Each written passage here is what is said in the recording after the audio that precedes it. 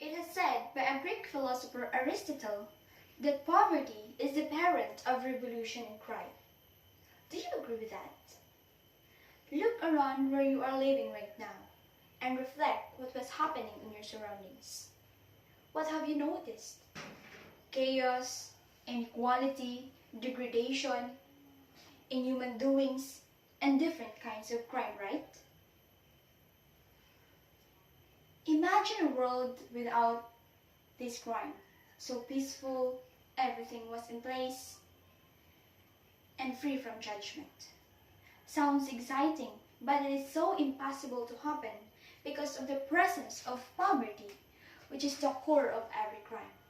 According to James Chen 2020, poverty is a state or condition in which a person or community lacks of financial resources and essentials for a minimum standard of living.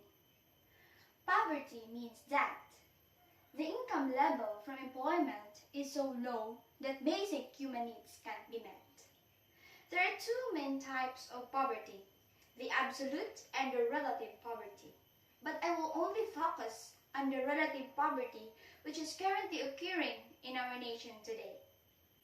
Relative poverty based on Habitat.Brewer.org is a condition in which people are deprived of the minimum amount of income needed in order to maintain the average standard of living and the society they lived in.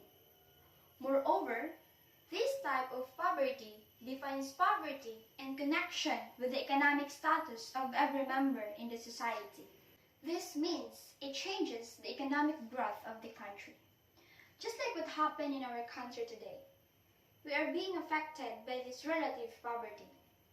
Our Philippine nation suffers income and employment instability, environmental health hazard, lack of access to quality food, inequalities within the labor market, and lack of access in education. According to Coiro 2017, it is important to note that the negative effect of relative poverty is not only to the individual, but also in the community level. As we have observed, the effect of this poverty in our society, in our country, is very high. Based on ResearchGate.net, relative poverty can be linked to the surge of aggression and violent crime, such as homicide, stealing, suicide, and the worst, the occurrence of death. However, these global issues could be reduced. Based on Pettinger 2019, there are policies to reduce relative poverty. First, sustaining economic growth by reducing inequalities in the workplace. Second, reducing unemployed individual.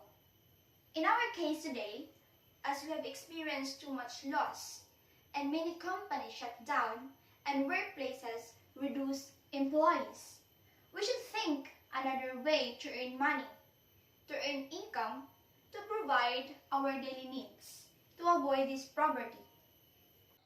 Third, increasing the benefits of the poor. As I have observed, people who work hard earn less, while business people who only buy the product of the poor earn more. Government should increase the welfare benefit of those people who have low income. And lastly, reducing teenage pregnancy. This social issue could be eliminated if all pornography sites will be blocked and all individuals who will caught doing these schemes will face consequences.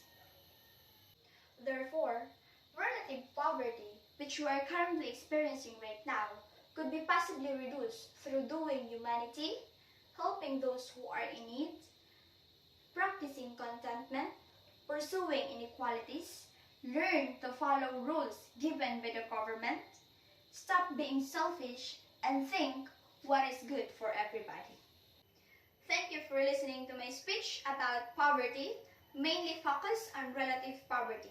This is your speaker, Clea Charity Waskin, Bachelor of Science in Management Accounting, first year.